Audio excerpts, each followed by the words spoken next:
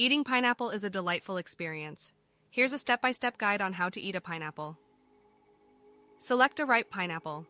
Look for a pineapple that has a golden color, feels slightly soft to the touch, and has a sweet aroma. Avoid pineapples that are overly green or have soft spots. Prepare the pineapple. Start by cutting off the crown, leafy top, and the base of the pineapple. Stand the pineapple upright on the cut base. Remove the outer skin.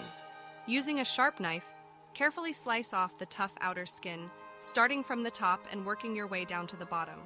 Cut deep enough to remove the brown eyes on the pineapple's surface. Slice the pineapple. Lay the peeled pineapple on its side and cut it into desired shapes. You can make round slices, wedges, or cut it into cubes. Remove the core, optional. Pineapple cores are edible but can be tougher and less sweet than the rest of the fruit. If desired, you can cut out the tough core from each slice or wedge using a knife. Serve and enjoy.